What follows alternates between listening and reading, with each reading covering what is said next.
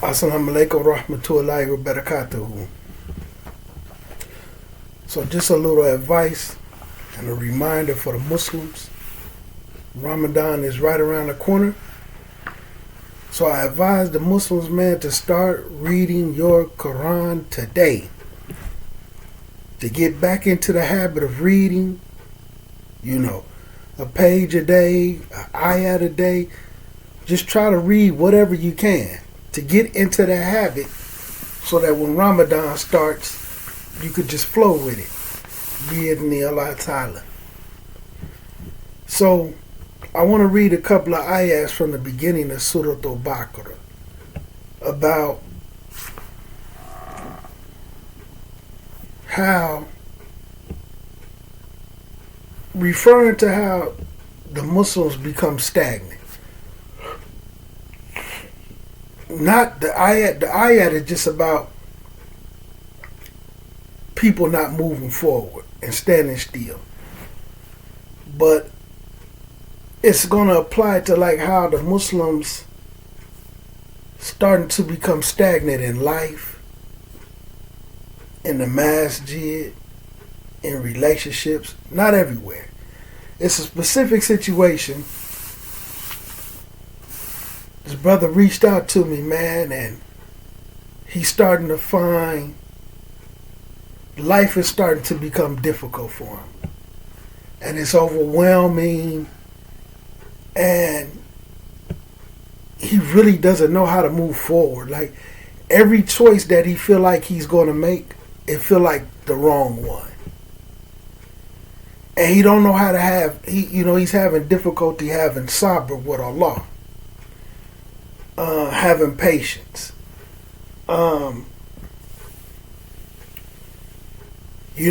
Because like at any little sign of difficulty crushes him.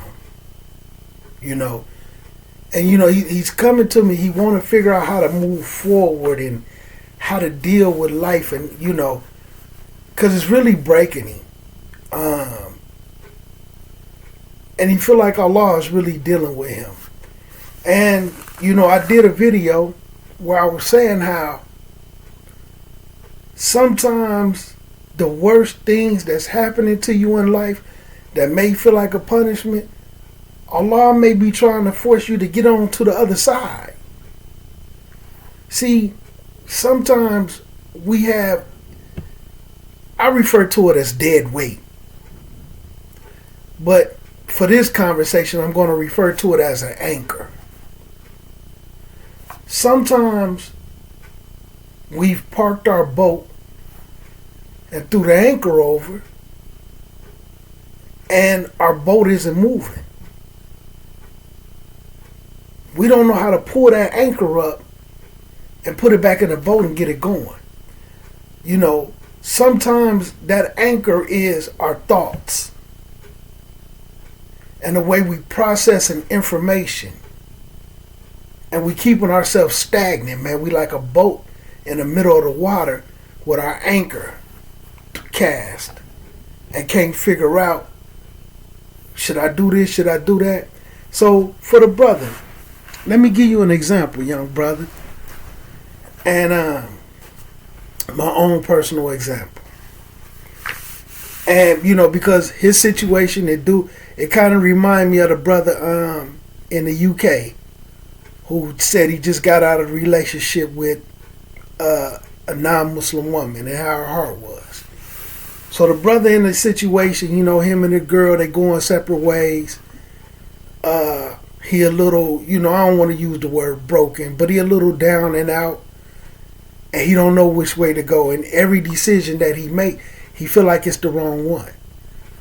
But because it might be a little difficulty, it might be a hurdle or two that he has to get over.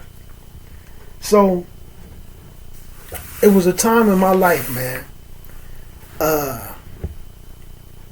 And like I said in my video about when I started to prepare for death, this was around the same time. It was a couple of years before this.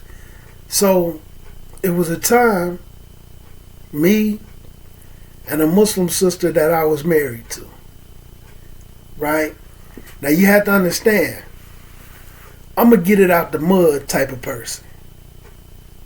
I've been like that my whole life.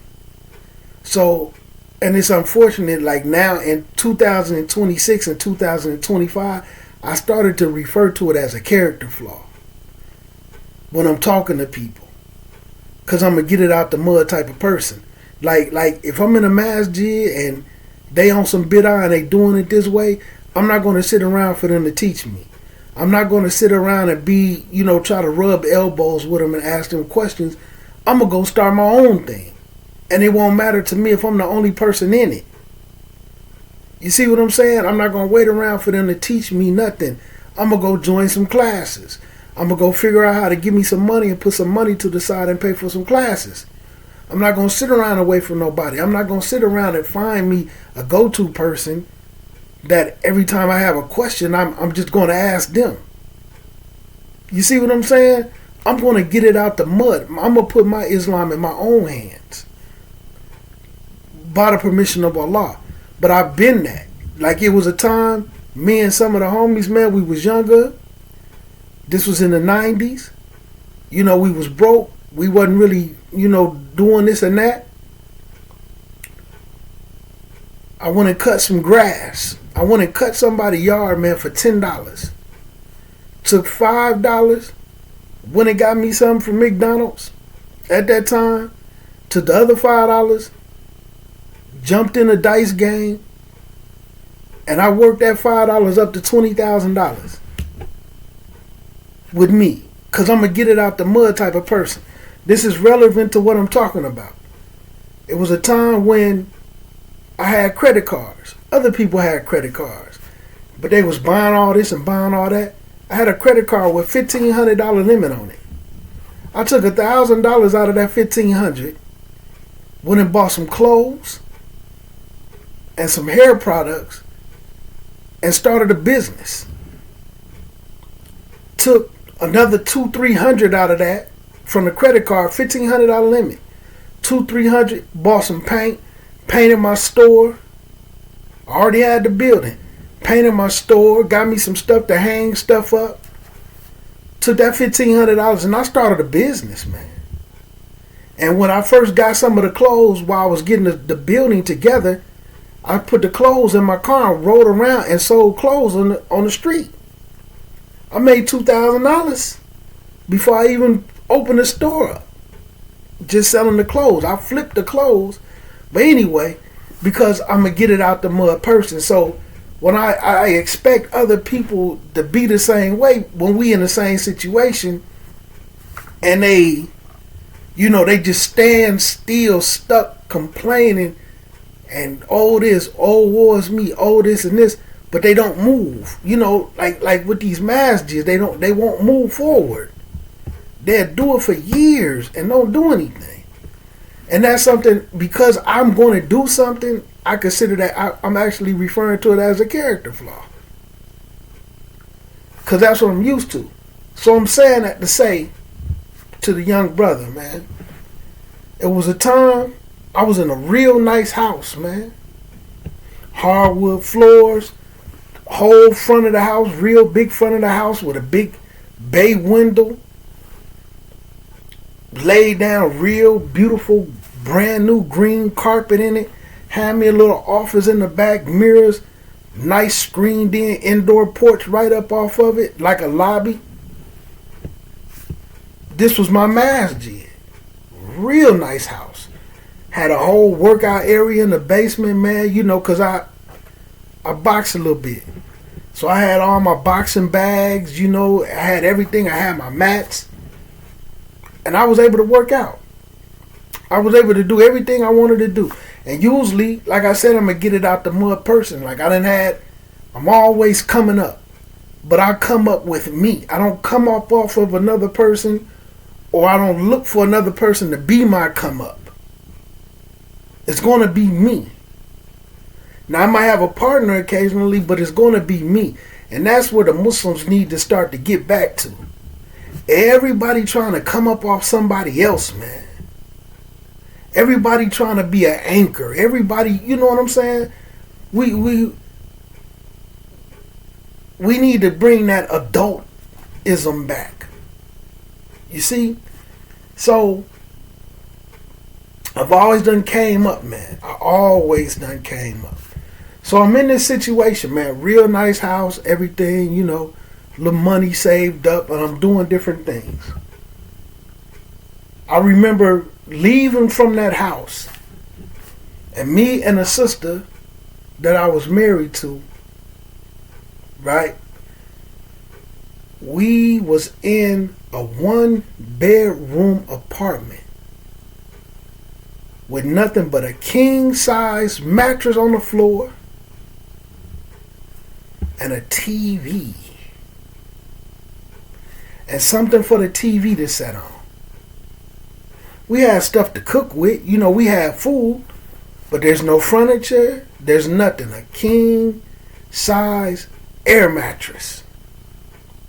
And when I used to get off work and come in the house, and we would sit on that air mattress, smile, be happy, laugh, joke, and we were studying. Doc Keek, let me get him out. Doc Keek. So we were studying this right here with the workbook, Obligatory Matters.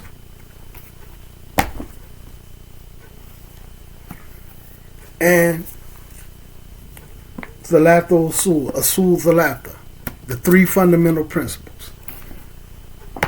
Mainly, more so me, but like they did do some of the work, some of the homework, or then when I would come home, they would watch me just go through and challenge it, you know, just do all the work, and then I'll read the material. But we were so happy. Like no fake happiness, no pretending. We was in a 1-bedroom apartment with a king-size air mattress, right? And then we slowly started to come up. And once furniture ended up in there and different things, the outside noises came. The outside noises came. And the outside noises pulled us apart. I'll put it that way. It pulled us apart. And because we was in this 1-bedroom apartment, like I said, we ended up getting furniture and stuff, you know what I'm saying? Look, you know, but we was dealing with the mattresses for a little minute. Now, the outside noises, you know, people may view it certain ways, but the outside noises was where it started. I haven't ever talked to them to get their point of view. But the thing is this, though, brother. I left out of a very stable and established situation to go into a 1-bedroom apartment. And at the time, I'm buying a house, though. Right? Only made, at that time, it ain't like it's really too much different then, but I was only making like $16 an hour. Maybe $17. Yeah, I'm making like $16.50, $17 an hour, man. Which isn't a lot of money. But I'm still buying a house. And then I'm taking care of this apartment and the food and everything, right? No side, no hustling, no street stuff. But I'm investing in me. So that's what I'm saying for the brother. Don't get down and out, brother. So like when we got pulled apart,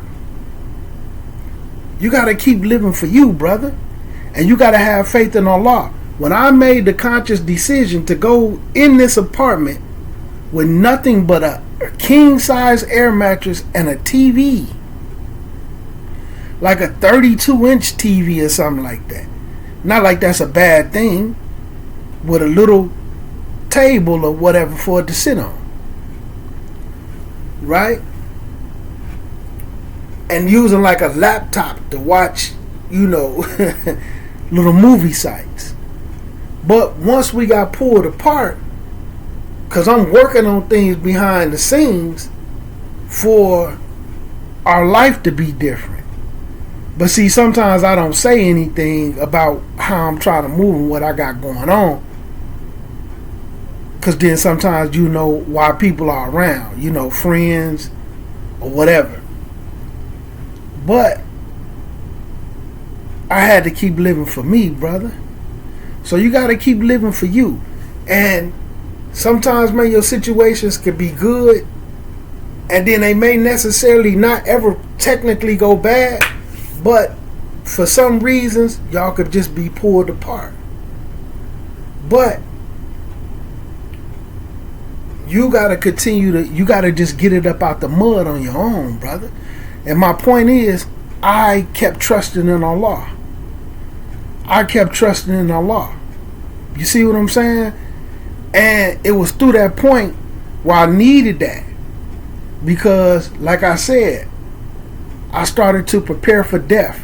And it was a lot of things that I was chasing. It was a lot of things that I was into. And all of that stuff started to disappear. And I started to chase Jannah. And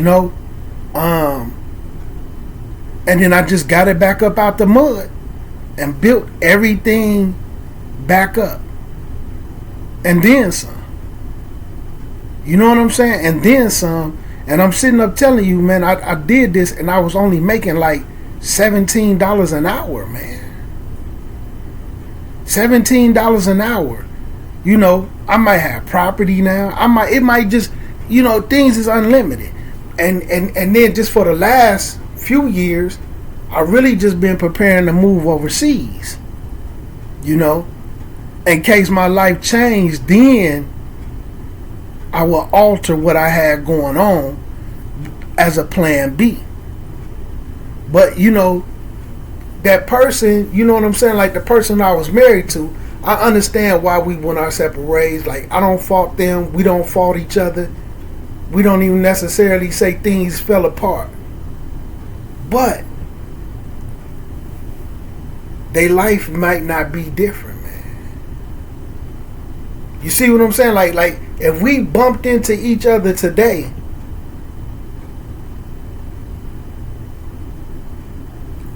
I might have to change their life. I might be the one to help them change their life. When, or they might just be in a situation, man, that's extremely stagnant. So, brother, don't take it personal, man, and keep moving forward. And I'm gonna read these Quran ayats, man, that kind of speak on this to show, man, it's deep. And how people don't move forward, man, and like you in a situation where you trying to move forward, you trying to build, and you dealing with a sister, man, who's trying to be an anchor. You know what I'm saying? Just living a life through fear. Shaitan just playing with their mind and want to be in control. And like with me, I do say certain things as a character flaw because I'm a get it out the mud type of person. And sometimes when I'm in situations, either a relationship or me and some people may be talking about a business relationship, but it's things that I've done. Like, wallahi, I've had my own businesses. I had a store and a moving company at the exact same time, and wallahi, still had a job. I would get off work and go open my clothing store, and then on the weekend I would move people. I had bought an old U-Haul truck. You know what I'm saying? I had bought an old U-Haul truck, man, and I would move people on the weekends. and then on top of that, I had a pit bull business. I didn't know we couldn't deal with dogs at the time. It never really got off the ground because I was starting off with puppies. But it was coming. You know what I'm saying? So 2 businesses up and running and a job.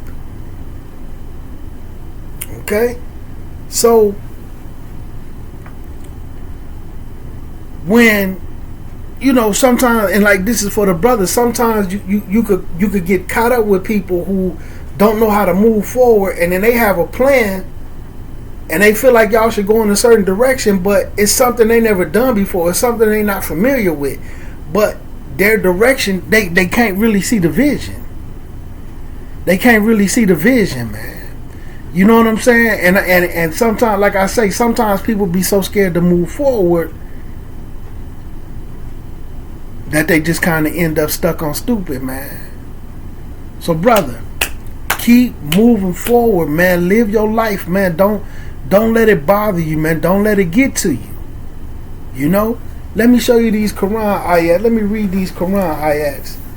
That's extremely important, man. Check this out. I'm going to start with the key ones, and then I'm going to go back. This Surah Al-Baqarah, man. Surah Al-Baqarah. And as you can see, I bust out my tafsirs that got many different tafsirs, and you can see it's volume 1. And this is 220. So I was reading the tafsirs on it as well, in more than one version. I done read them from Bukhari, and I done read them from Asaki. But this got more volumes of tafsirs all in one book. So, in the Quran, man, in ayat number 19, right? Well, I got to go to 17, because I'm going to read more. But look at ayat number 17. Their example is that of someone who kindles a fire. So, let's say you light a little campfire. You know what I'm saying? You light a little campfire, you got it on a stick, or you got a candle. We'll say a candle. You're in a dark room and you got a candle. So you light a candle. But when it lights up all around them, Allah takes away their light. So you in the dark. You got a candle. You can see in close proximity. Right? You can walk around with this candle. Then Allah takes that candle away, takes that light away, right? Leaving them in complete darkness, unable to see. They don't know what to do. They don't know what to move. This is the similitude of these type of individuals in life. You can come, give them the light. You could say, let's go this, let's do this, let's move this way. And then it's like that light is taken away and they just stuck in complete darkness. But Allah is saying this is because they are willfully deaf, dumb, and blind. They choosing to be this way. They're consciously, they're willfully doing it. You see, anything you do willfully is what you want to do, is what you choosing to do.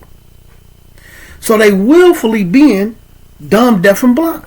This is going to make more sense when I read more of the ayats. I just want to get to this specific one for time constraints. So, they will never return to the right path. Now, that's 17 and 18.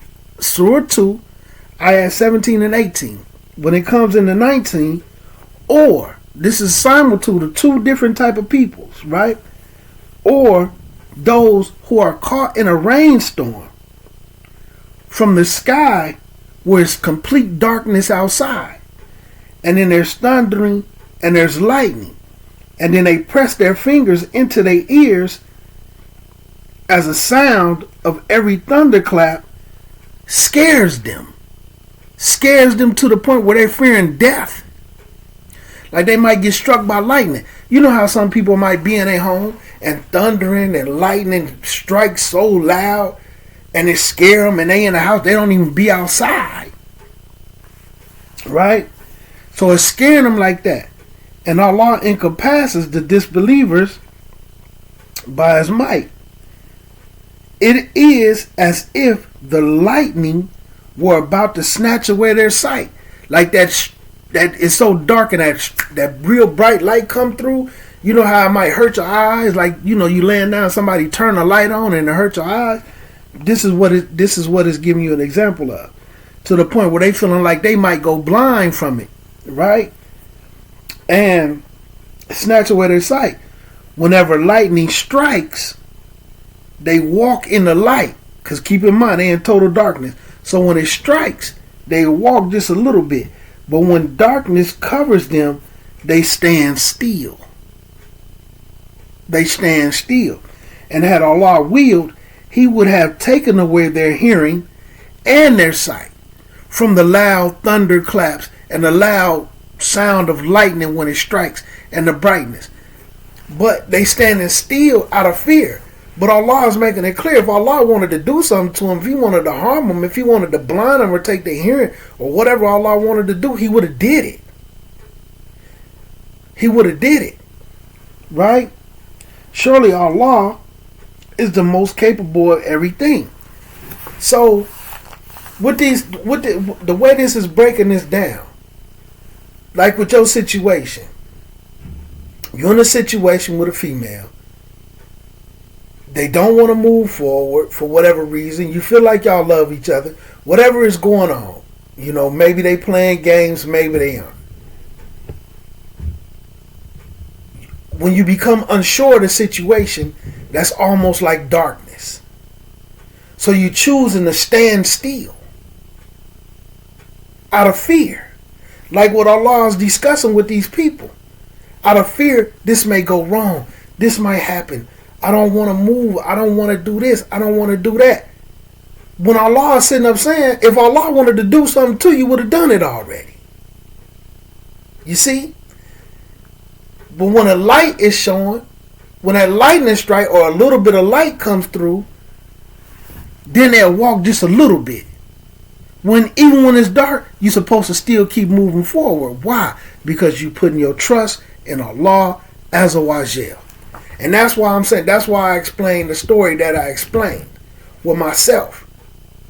I left from a very stable, comfortable situation to an apartment, a 1-bedroom apartment with an air mattress on the floor. I didn't stand still in that darkness, brother. I kept moving forward because I knew Allah Azza wa Jal was going to make sure that I was straight. You see, just like if we walking in a thunderstorm, even if it's a blackout in our city or wherever we live, we got to keep going forward, man. We got to put our trust in Allah and keep moving forward, man.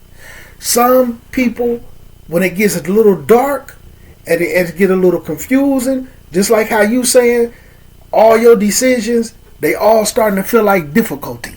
Every decision that I make, I feel like it's going to be the wrong one. See, that's your darkness, brother. So you choosing to stand still because it's a little bit of difficulty. Put your trust in Allah and get busy, man. Put your trust in Allah and get busy because your confidence a little bit broken because you dealing with a female who couldn't see the vision, man. They couldn't see the vision. So don't lose the vision on your own. Keep handling your business, man. Even with some of these sisters, man, who in these same similar type of situations. You got to figure out how to keep moving, man.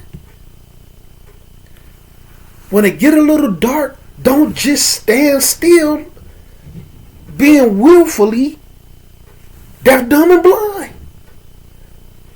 Just sitting around choosing to be a knucklehead, man. And I know it may not be that easy for some women, man, because, you know, they have different type of fears. But like with us men, man, we're going to have to, we got to be who we are, man. Just like with me, it don't matter who I go into a situation with. It really don't matter. For me, it really don't matter what type of sister I marry. Whether she a good sister, whether she a bad sister, you know, whether she's a virgin, whether she got experience, whether she's knowledgeable, whether she has no knowledge. It don't matter to me. You know why? Because I'm going to be me. And I know how to handle my business by permission of Allah. My choice is going to be solely based off if she cool. You know what I'm saying? Is you cool? Is you good company? It don't matter if she could cook. It don't matter if she don't really know how to clean up. Of course, no, she can't be nasty, no. But see, some people need these different type of things. I don't pick relationships like women. Oh, you got to be this tall. You got to make this much money. Oh, you got to do this. You got to be able to do that. Nah, As long as you ain't gonna be doing nothing like, I need to get on this nerve. Let me call this phone after Fajr early in the morning and just start yelling. And think it's funny. No, man, that's foolishness, man. I'm just finna call your phone and start going, like, come on, man. We gotta be who we are, man.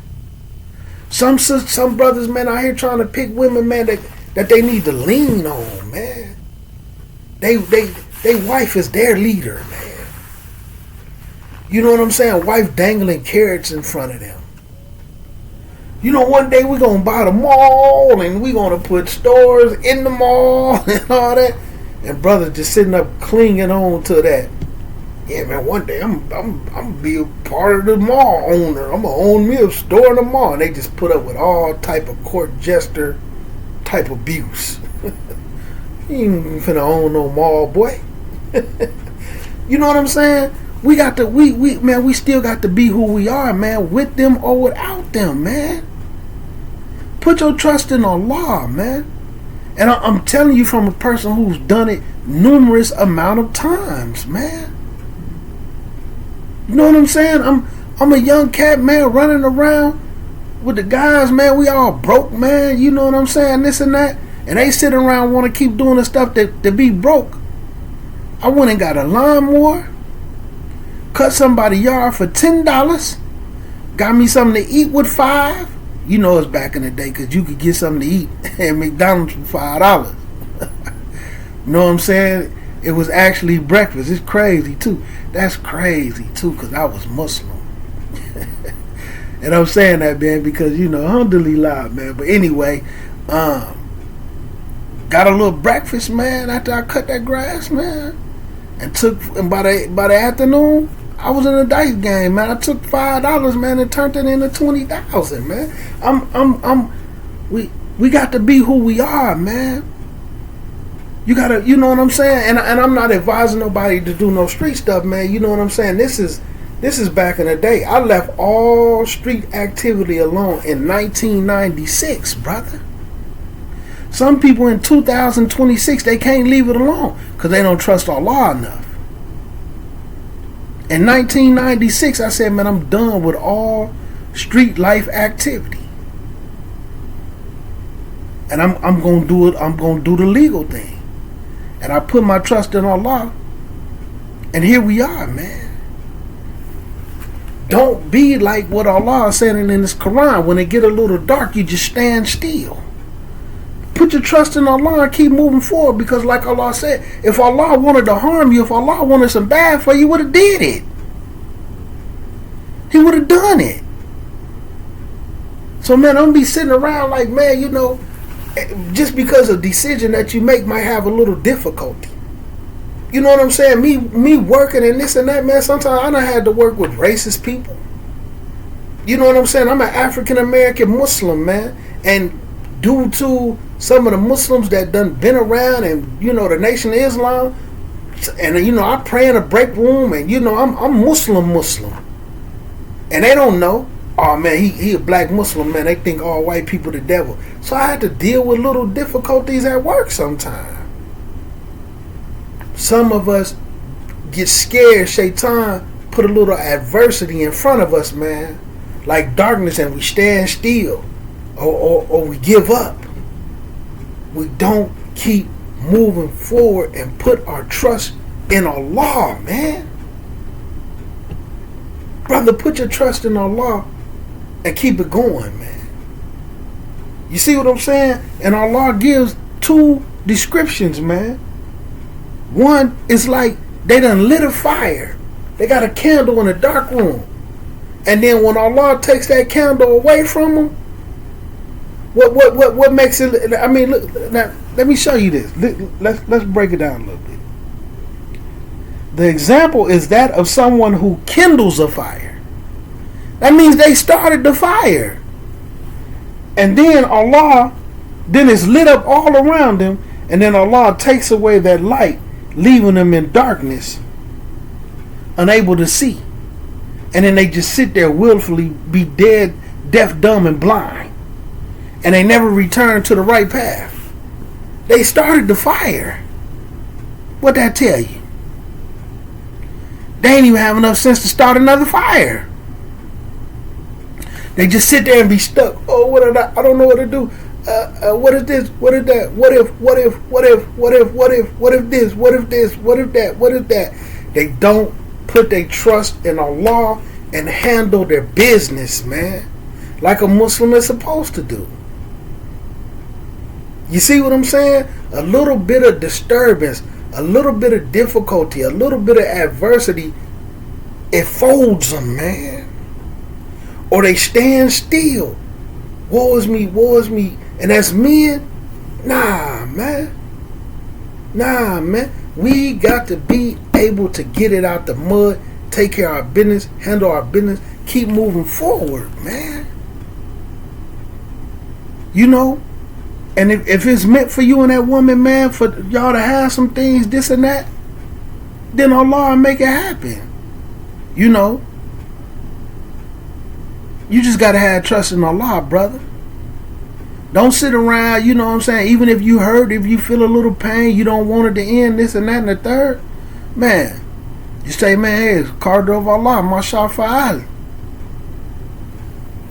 I'm going to leave this situation in the hands of Allah and I'm going to move on, man.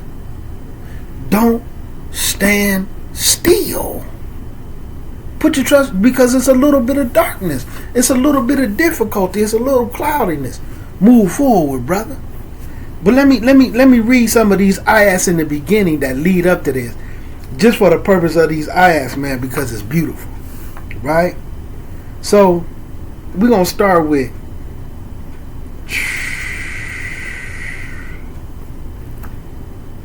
man, I love the Quran, man.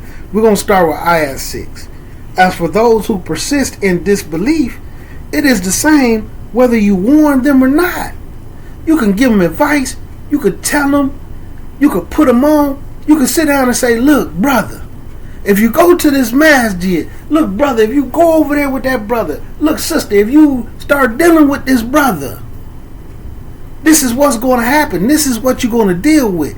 Look, this is the situation. This is the dalil. This is the proof. This is the evidence. And they persist in that disbelief. It don't even matter that you warned them. Like I say, it don't matter if you warned them or not. Saying something to them is just like not saying anything to them at all. Look, Allah discussing these type of people in the Quran. Look what it says. They never gonna believe. They never gonna act right. They never gonna get up on what you warned them about. Which means what? They got to go bump their head. They got to go get kicked in the butt. They got to go run around, man, trying to be a high booty, be highfalutin. You know what I'm saying? They got to go learn the hard way, man. They got to go get knocked upside the head and kicked in the butt, man. Yeah. So look what it says. Allah has sealed their hearts and their hearing, and their sight is covered. They will suffer a tremendous punishment. But Allah don't say what that punishment is, man. But what can be that punishment though? Your deen not going to be intact. You might lose it. You might be off of it. You might be up on a whole bunch of bid'ah. You might do a whole bunch of actions that don't even count for you. Huh? Because you persisted in disbelief. And there are some who say, we believe in Allah on the last day, yet they are not true believers. They don't really believe like that. They only seek to deceive Allah and the believers. Yet they only deceive themselves, but they fail to perceive it. They don't even realize it. There's a sickness in their hearts, and Allah only lets that sickness increase. They got a disease in the heart, and Allah allows that disease in their heart to increase. They get worse. But look what else to say. They will suffer a painful punishment for their lies. When they are told, do not spread corruption in the land, they reply, we are only the peacemakers. I'm only doing this bid'ah because I'm trying to be helpful. I'm only acting like a deviant because I'm trying to be helpful. I'm only running around with these Muslims that's doing this and that. I'm only doing this and that because I'm trying to be helpful. But they really spreading the corruption.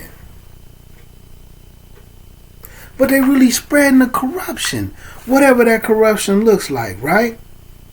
And then they say we are only the peacemakers. Indeed, it is they who are the corruptors, for they fail to realize it. They can't even perceive it. And when they are told, believe as others believe, they reply, will we believe as the fools believed? Indeed, it is they who are the fools. Subhanallah azim. But they do not know. When they meet the believers, they say, we believe. But when alone with their evil associates, they say, we're definitely with you. We were only mocking them. Allah will throw their mockery back at them, leaving them to continue wandering blindly in their own defiance. Let me say that again.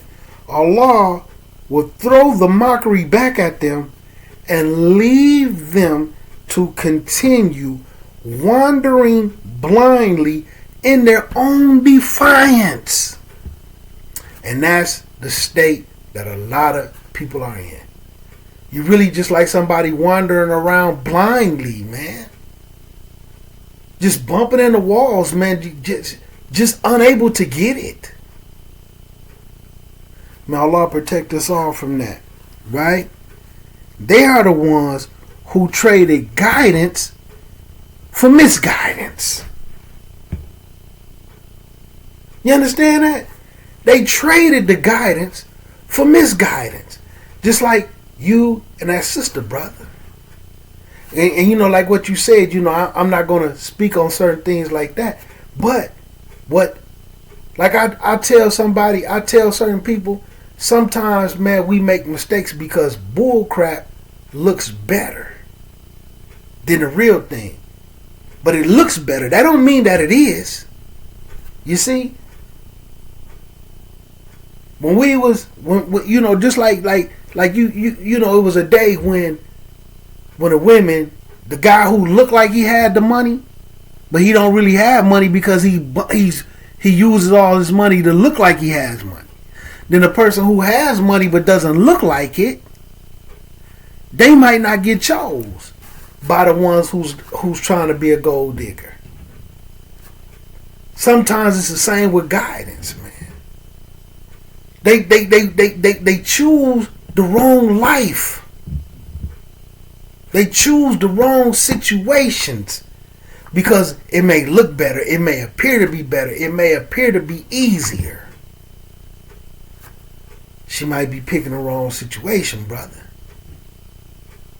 The Deen of Islam say do this and do that, and the Muslims supposed to be this way, and then they sitting up following some Muslims that's on some nonsense. They sitting up following along some Muslims that's on some nonsense.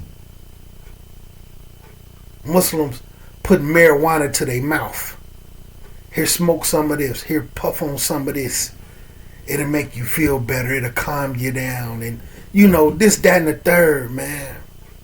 Here, drink this. Here, do this. Here, do that. They making the wrong decisions, man. But Allah is discussing this, man. You know what I'm saying? Brother, man, let me continue, right? They are the ones who trade guidance for misguidance, but this trade is profitless. It never even benefits them. And they are not rightly guided at all. But they think they being guided. The stuff they own, it don't even benefit them, man. It's worthless. And then that's when it came into the ayat number 17, the one that I read. The example of these is the ones when someone kindles a fire. They start a fire, they light a candle. But when it lights up all around them, now they can see everything and it's bright, then Allah takes that light away from them. You might be bringing them a beautiful situation, that's that light. And then because of the way that they move and because of their own defiance and because they have sickness in their heart, Allah put them right back in darkness, man. and they just sit there like, let me just keep on bumping my head. Let me keep getting kicked in the butt. You know, and then be, you know, a little snooty, man, feeling like they a high booty. You know, just, man, we just have to be careful, man. Brother, get it out the mud, keep moving, and put your trust in Allah. Like I'm telling you, man, I done left beautiful situations more than once. You know what I'm saying? I closed down my store for the Deen of Islam because I started reading hadiths in that store heavily. And when I read the hadiths about how Allah hates the marketplace, wallahi, man, I closed that store because I was on some nonsense in there just trying to sell stuff, man. I was a salesman. I had a sales pitch. I had a story.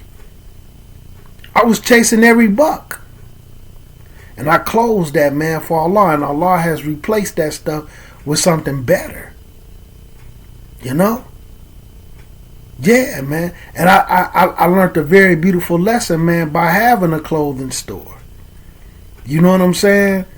A bunch of clothes is really just worthless, man. And I started to see, you know, it really was a bad investment because unless you're in like a big city where there's a lot of stuff to do, where people are always going out, this and that, people, you know, people just buy clothes to hang in their closet, man.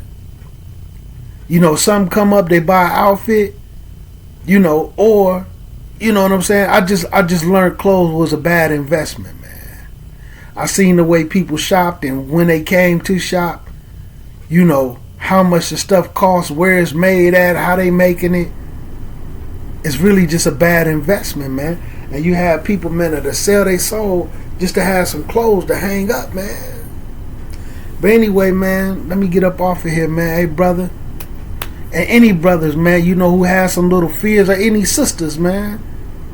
Like I said, bruh, I done left, you know, even in another city, man, had a real big crazy house with a crazy deck, pool table all in it.